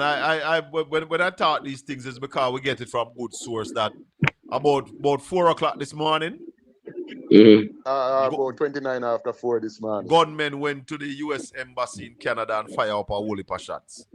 More of that is going to happen. The police looking for them right now. All right. A lot more of that is going to happen right across the globe. Man. So that confirmed because I'm right in Canada now. I mean, yeah, man, and the whole of downtown Toronto locked down. Yeah, man. You call them the lone ones, you know? Yes. All right. So take care, brother. I listen to you all the while. Give thanks. Where's the rally? Yeah, man. A lot more of that is going to happen right across the globe. They call them the lone wolves. Lone wolves. So Julian will present on Thursday. Rally. Should Julian really go to the parliament and give this government solutions? Mystical always said to me that do not cast your pearls before swine, lest they trample upon it. No, I mean, I agree with that. You have to go and show the Jamaican people that there's an alternative path, and that's why they must look your way. We can't find ourselves in that situation no way, I say, boy. You know, I say, what is the alternative because you're afraid and teeth it. Yeah, but not about afraid and teeth it. That's not what the Bible said. If they were going to accept it, fine. But the Bible said, don't cast your pearls before swine, lest they trample upon it. Yeah, man, but the Jamaican people are looking for an alternative, so they have to tell the people them something. We are going to leave them in a hopelessness. Yeah, but will the government listen and act upon it? No, even if the government not act upon it, you still have to tell the people what is the alternative pathway. What about looking at your direction if you not tell them? Them others no better than them. And drink more rum and boom and the government collect more tax. Yeah, so you have to give them some more money. The rum and boom is a real thing. But also, remember that the Prime Minister said that he is the best baby father for ideas. Speak up. I'm saying the Prime Minister said that he is the best baby father for ideas. To take ideas, so you think maybe he will take some ideas this time around, Colin? No, it would be good if the Prime Minister take ideas because there are enough ideas. Rally have ideas, I have ideas, you have ideas, but they're not listening. One of the first things that we must do is stop the corruption, the stealing. Yeah, man. Corruption is costing us $120 billion annually. Yeah, man. And here we're seeing it right in front of our eyes with these figures that we hear from the minister this evening, Colin. Where the money gone? Yeah, where the money gone? Where the minister said spend, Rally? You have any idea, Rally, where it went? That is why we're saying that we must demand an accounting from them through the Auditor General and those places as to what those monies were allocated for. But if the people of Jamaica just take it and I say, yeah, them spend that time, we don't really care now, just drink some rum and boom and smoke some weed, then nothing gonna change. You know, it's the weight of public opinion. Why I think the Donald Seeker kind of off ramp with Iran now? The weight of public opinion in the US is against him. Yes. Absolutely. Yeah. Absolutely. Yeah. So people have realized that the power them up. Yeah. But the Jamaican people don't realize that. No. Them prefer smoke themselves and say no better no day and drink themselves and say no better no day. Yeah. Cool. Colin, Colin, just by way of some update here, other people calling me to say to me that the information that Miss P share, you must check it because they are getting information that things happen in Haiti. In Haiti? Well, we have to check it because we don't, I mean, we have to know which source we are getting the information from, and the source that Miss P mentioned. I don't know if that's a credible source. So, Madam Producer, can you check if there's anything happening in Haiti right now? We see we can't be willy-nilly over here in Obi. You know that. Yeah, man. No, man. I agree with you totally. You want me to have Ralston on the line? We can't be willy-nilly. Caller, good evening. Yeah, man. No, man. I agree, man. I agree. Totally agree. Yes, sir. I'll give you my opinion on the Canadian shooting. Hey. Go ahead. Is the CIA do it? Because they want mash up Canadian economy. The CIA they want fire shot. The CIA in America.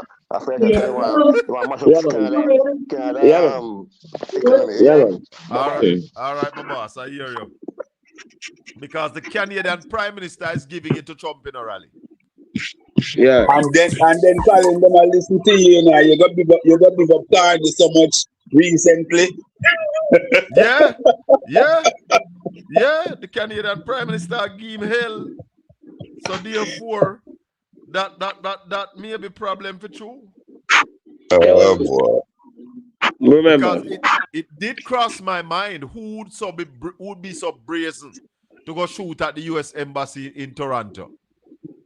I mean, Colin, Iranian lone wolves, the man they have sleeper cells all about the place, man. When you take on a war with Iran, it's not just a conventional war with plane and bombing and them things. The man they have sleeper cells all about the place. Yeah, man. Them call them lone wolves. Yeah, and them kind of people they are deal with. So this war is global in very different dimensions. Yep. So, check it out. And So, don't take what they say like rally. Yep. When So they say that they will determine when this war stops. Yeah, man. And we know them are refer to the lone wolves and the sleeper cells and all of them things. Because they know they're not going to be in a conventional war. Yep. Caller, good evening. Welcome to the Colin Bell Show. We're live on Caribbean Radio, 97.9 HD4. Go ahead, yes, caller. Go ahead. My brother and my friend. Hey, I have a question to ask you, Colin. And yes. I'm glad I have a catch Ralston and Obi. Yes. There were a few months ago when the Labourites do their reposting of your program, and they refer to Ralston as Ralston Lyman. Yeah. But now they stop calling Ralston Lyman. They even stop even talking about Ralston. Because Ralston has proven not to be a lyman, but to be a prophet. And not a false, but a real prophet. I don't know. Ralston, I'm just showing you they have come to accept the gospel. Yeah. But they are so afraid to baptize themselves. Oh. Yep. So you know about the man who received the gospel and don't baptize, what happened to them? Yes. Yep. But Ralston, I want to get your take on today's presentation from budget by the minister. I watched it in its entirety. As Colin would tell you, I'm not the greatest at finance. I know a little more something else. So what is your take? I have my opinion on it, but what is your take on that budget presentation today? Was it a waste of time? Yeah, man, a total waste of for time. the country? And what could have been done differently with that budget? A total waste of time. Just a collection of numbers with no growth strategy. And that is what the country is looking for. Not only me, because they might say me biased, but all the other economists who have sense, because you have some of them who don't have no sense, and the business people. So what we wanted to see was a growth strategy. So, for example, we wanted to see a reduction of the asset tax so that we can get credit flowing to the people who want credit to get back in business. We wanted to hear some arguments about what will be the energy policy. What the minister tell us that is that we're going to use borrowed reserves in order to pay for the oil that we are importing, and the prices are getting higher and higher. That is what she said. And again, she was telling us about gross reserves. That is also a very fundamental error, because the gross reserves include the bills that you owe foreign already. So you can't use your gross reserves as a part of your strength. So it's like Colin, I say, yo, my pay before me take out income tax and NHT and this is that. So you make a wrong assumption because you don't have the kind of money that you think you have. we expect a minister to be above that level where them kind of little pick the business that, you know, come to the country. They show the lack of respect that you have for the country and for our own credibility, because everybody will laugh at you because the gross reserves, you can't use a portion of it. Yeah. So we needed to hear about a growth strategy that included energy policy, credit policy, agricultural policy, policies towards the creative industry, everything woven together. Yeah, we never heard that. Just read out some numbers and play politics and tell about 2012 and 2016. The normal just waste of time. We Raleigh, need something bigger. Yeah. is Jamaica's My last GDP? question. Hold on there, Excellence. Don't move. Is Jamaica's GDP presently at 20 billion US dollars? Well, it's 22 billion US dollars right now. Yep. The Even after the capital. hurricane? Yeah, man. But the that is what we want to make the distinction so people understand. The damage to infrastructure is 57% of last year's GDP. Yeah. But that's a different thing from the GDP measure that them use. You follow me? GDP have to do with the value of production. Right. So two things we talk about. Yeah. So one is that the damage to your infrastructure where you build up over the years, 20, 30, 40 years, amounts to 57% of 2024 GDP. You follow me? But Raleigh, if your infrastructure is damaged, then how do your production remain the same after 5 months? Well, it affects. That is why we're talking about a 7.5% decline. Where you're talking about now. You follow me? So the 7.5% what the Planning Institute I tell you about, you have to deduct that from the 22 billion now. You follow me? I said to you. That's why that's why I ask you if it is still at that stage. Yeah, 21 billion, 20 billion and change at this point. Yeah, man. Take off the 7.5%. Yeah. Because it must go down if your infrastructure damage, and if you don't build back your infrastructure in quick rapidly, time, then it's going to continue to go down. Yeah, man, I stay down for a long time. That is why we might see another decline in the first quarter of this year. March, now we're almost in a March, so yeah. And then go ahead, Excellence, with the next question. Really, I have two last questions here. The first one is that I heard her speak about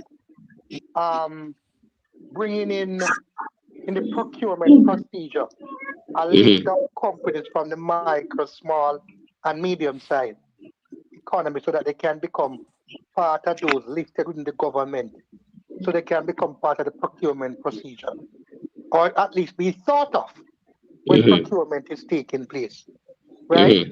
How does that such a move, how will that really impact economic growth in any significant way for the micro, small, and medium businesses? And the second one, Raleigh, as I go. I don't want you going to Excellence, because I have a question for you.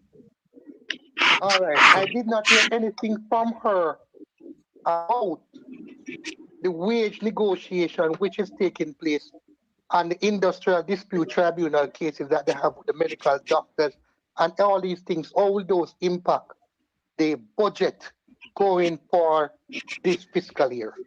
Although when those rulings come down, those payments will have to be made out of the present budget, if I am correct. Raleigh? Ralston? Ralston is still with us, but we're not hearing him. No, I hear that. What was the question? Okay. Go with the question again, Excellence. So really, I was saying to you, I heard her speak about bringing into the procurement.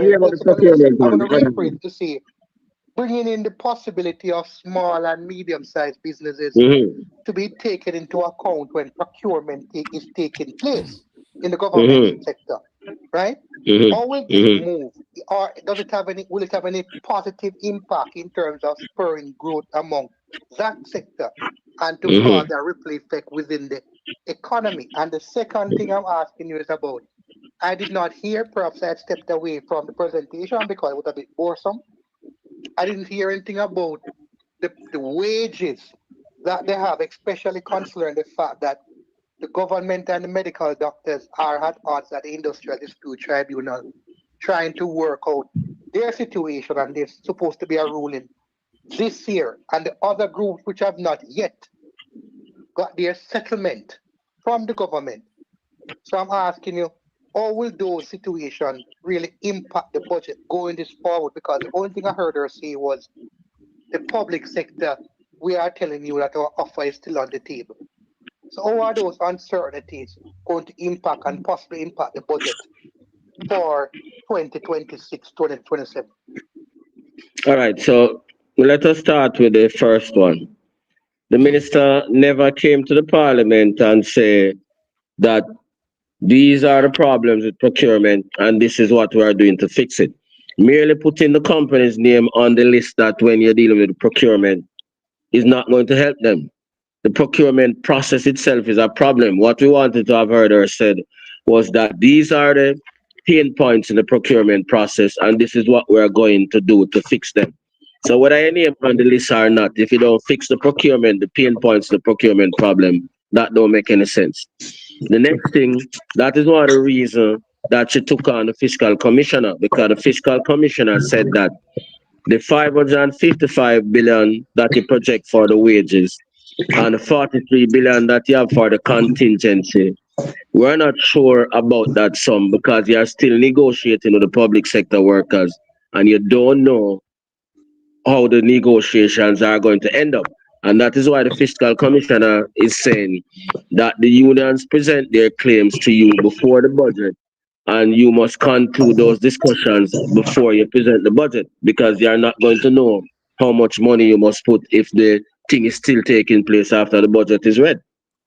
And anybody don't believe what Raleigh just said, listen to the fiscal commissioner. Yeah, man. Following the commission's assessment of the 2006-2007 budget, some of the concerns they have as well, and the issue of public sector wages seems to be always a source of concern, Mr. Williams. What's happening there? Listening. Yes, and it remains a source of concern, elevated also by the fact beyond that the settlement, the period for 2025 to the 2029, that 4-year period that the government currently negotiating with the different public sector unions. So that period starts April 2025. So we are now in March 2026. So this fiscal year, there will be this fiscal year outstanding. And we get into another fiscal year without any settlement. Now, you can understand that the budget would have made certain assumptions about how much would be included for the settlement. But once you don't have complete negotiations, there's always a risk. What if eventually you end up settling for more than what was initially offered? Just see that as let me stop it right there. That's the fiscal commissioner speaking. Yeah, man. So anybody where I call him Ralston Lyman, here when him talk, proof can come. This is the digital age, people. Excellence. Excellence. I'm hearing my brother. I'm hearing you. What are your views on what? All right, what impact you think the Cuban doctors going back to Cuba will have on our medical, our healthcare system? One word: detrimental. Detrimental.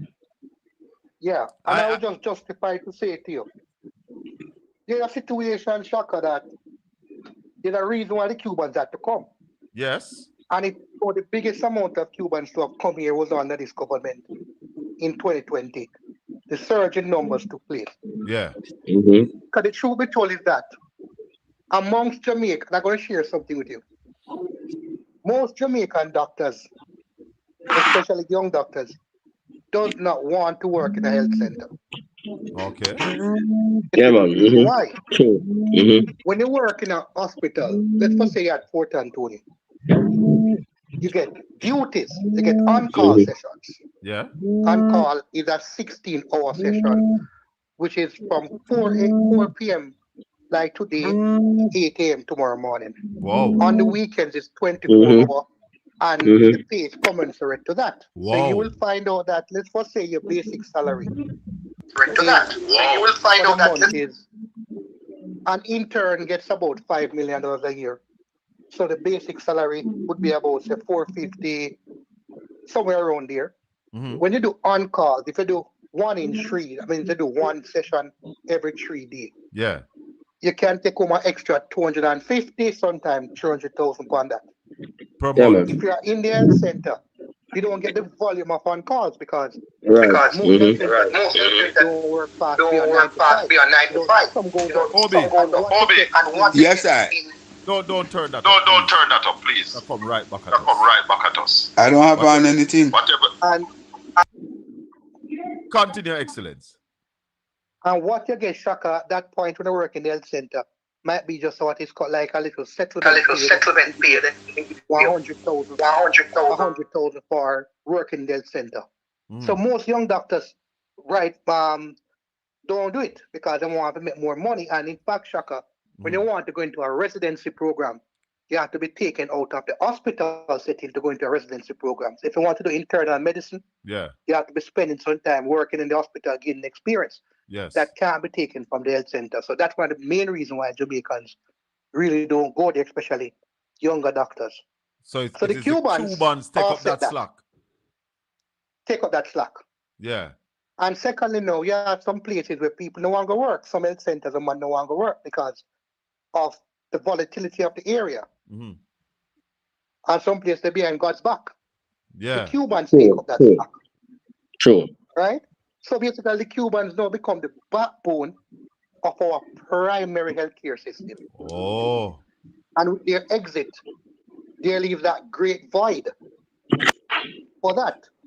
And what it also takes away, Shaka, is one, the experience and the permanency.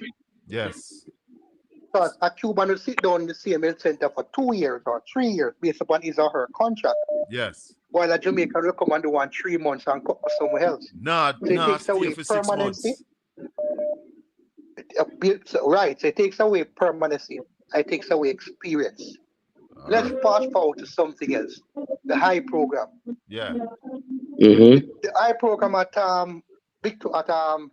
around the corner there, so St. Joseph's. Yeah. The high program does more surgeries than all of the other hospitals in the country combined. Wow. Yes, right? I heard Dr. Dawes say that.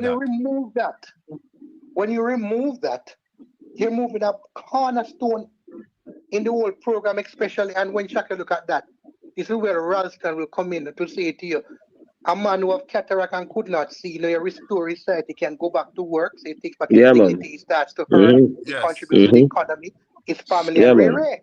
Yeah, man. Right? Yeah, man. That's a major blow. Yeah, that's a very significant part to look at, Shaka, right? So those are just 2 reasons why I said to you, it's detrimental. I heard the minister saying they're going to outsource to private doctors now. Shaka, if you're going to outsource the service, you have to go pay them a particular sum kind of body now. And in fact, Shaka, every program in Jamaica what the Ministry of Health has done with outsourcing services runs into a brick wall. The Chance at Second Smile program that get mashed up before it come off the ground.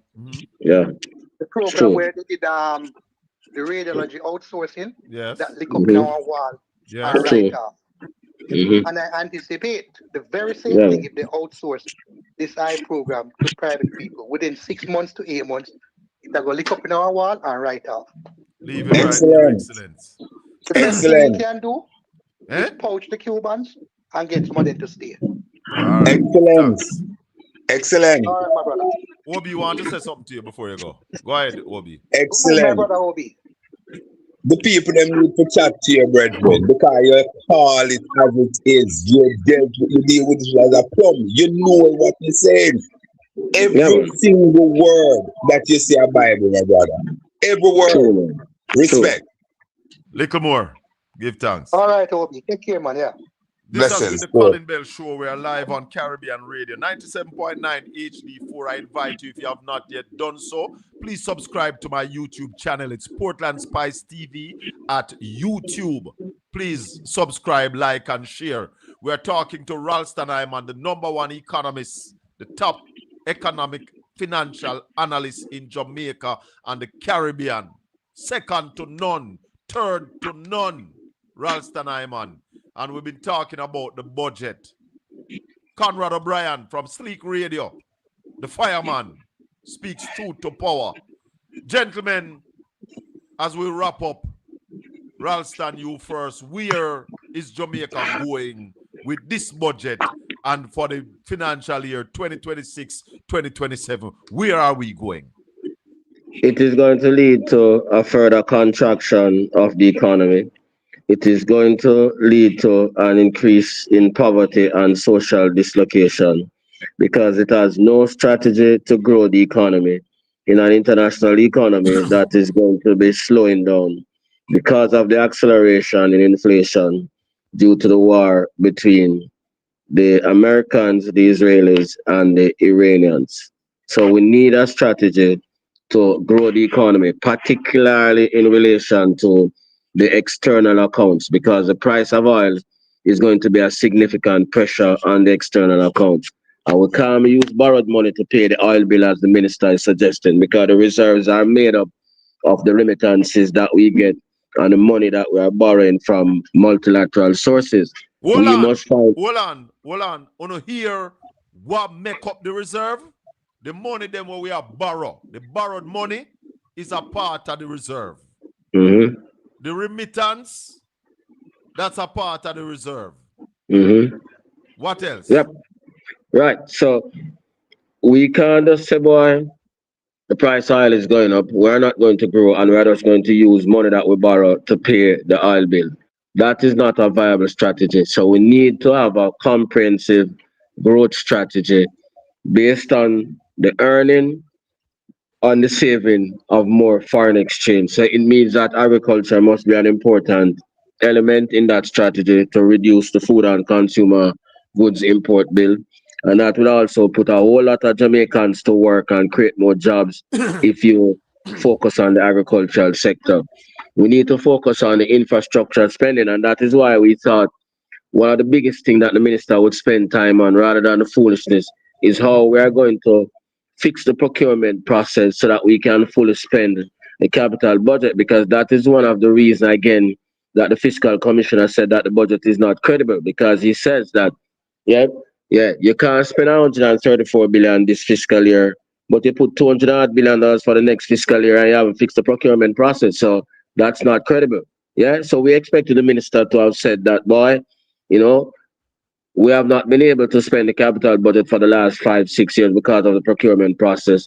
And these are some of the things that we are doing in order to fix the process so that we can fully spend the capital budget this year, given the significant damage done to our capital stock by Hurricane Melissa. We never got that. Yep. So those are significant gaps. So this budget will lead to further economic stagnation and contraction rather than the growth that we need to improve the quality of life of our people. What about lead us into the recession? Yeah. Of course, it's contributing because the tax package is something that leads to contraction in the economy. So you have higher taxes and you have higher oil prices. Those are significant taxes on any economy. Respect, my brother, and thanks for the time. Yeah, Conrad O'Brien, where is this budget taking us? All right. Well, it's taking us, in my view, Colin, it's taking us down a downward trajectory. As Raleigh has opined that it's really a contractual budget, right? All we're seeing is contraction. Everything we heard so far is leading more to contraction of our economy rather than growth. I'll take you back to the 70s, Raleigh. Colin. In the 1970s, there were some pillars that were put forward to basically move the Jamaica forward. And chief among them was eat what we grow and grow what we eat, which was basically building the agriculture sector. We have reneged on that, and as Wally said, we need to go there to ensure that we deal with food security and so on and create some level of growth. within that area. We also look at things like the health sector, which was one of the reasons why we basically entered into this arrangement with the Cubans, because we recognize that they have the level of throughput to help us to improve our human resources. Here we are. Both of those areas are right now in our quandary, Colin, based on what the government, the present government, is doing or is not doing. Certainly not doing within the agriculture sector, and what they're doing with the truncating of the Cuban program that we have with the medical doctor. As Excellence says, that this is hitting at the heart of our human capital, because we have sick people and we need to get health care for them.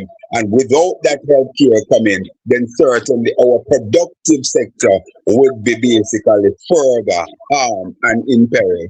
So all in all, we still await the growth strategy from this government. We're hoping that the Prime Minister will come. Certainly, I'm seeing him using one lever that they criticize over and over, but continue to pivot and use it, which is the National Housing Trust. So let's see what will happen. I also agree with Raleigh that we must get some kind of deliverable from the opposition in terms of where we must go. Put it on the table. If the government chooses to ignore it, then the people will be worse off. I also expect, Calvin, and I'm mixing up a number of things.